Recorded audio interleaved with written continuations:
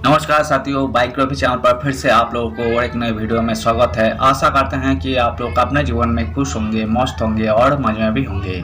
जैसा कि आप लोग जानते हैं, हमारे चैनल पर हम बॉलीवुड की बैकग्राउंड से जुड़ी हुई रियल किस्से कहानियों को आपके सामने लाते रहते हैं।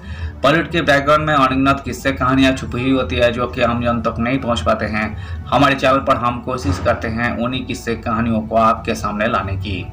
तो चलिए कहानियों पे चलते हैं, शुरू करते हैं बॉलीवुड की बैकग्राउंड से जुड़ी हुई और एक नए किस्से। राजेश खन्ना को अंकल और अंजू मेहंदी को आंटी बुलाती थी डिम्पल कपाड़िया। वो पार्टी जिसमें सब कुछ बदल गया। राजेश खन्ना फिल्मों के साथ साथ अपनी पर्सनल लाइफ को लेकर भी चर्चा में रहते थे। फिर चाहे वो अंजू मेहंदी के साथ अफेयर हो या फिर खुद से 15 साल छोटी डिम्पल कपाड़िया से शादी। इनसे जुड़ा एक किस्सा आपको बताते हैं जो शायद ही आप जानते होंगे। जब अंजू ने डिम्पल को इनवाइट नहीं किया था तब राजेश उन पर बहुत भड़क गए थे और डिम्पल ने भी अंजू को ताना मारा था। राजेश को अंकल और अंजू को आंटी बुलाती थी डिम्पल कपाड़िया। हिंदी फिल्म इंडस्ट्री के सुपरस्टार रहे राजेश खन्ना पर्सनल लाइफ को लेकर सुर्खियों में रहते थे। 15 साल छोटी डिम्पल कपाड़िया से शादी के अलावा वो अंजू मेहंदी संग लव स्टोरी को लेकर भी खूब चर्चा में रहे। उनकी मुलाकात 1966 में हुई थी और उनके रिश्ते ने हलचल मचा दी थी। साल 2012 में एक्टर के निधन तक ये रिश्ता सुर्खियों में रहा था।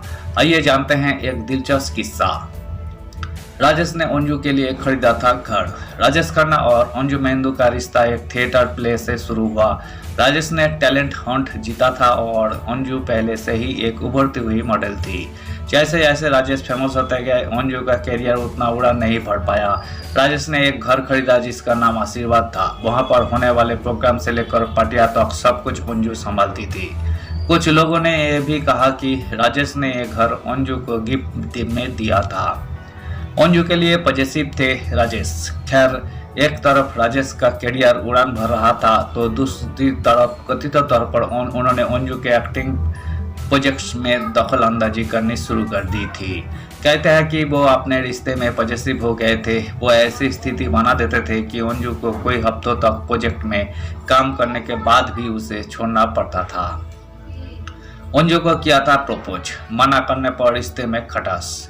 कहा जाता है कि 1971 में राजेश ने अंजू को प्रपोज किया था, लेकिन अंजू ने अपने करियर पर ध्यान देने के लिए उसे ठुकरा दिया। इससे उनके रिश्ते में खटास आ गई।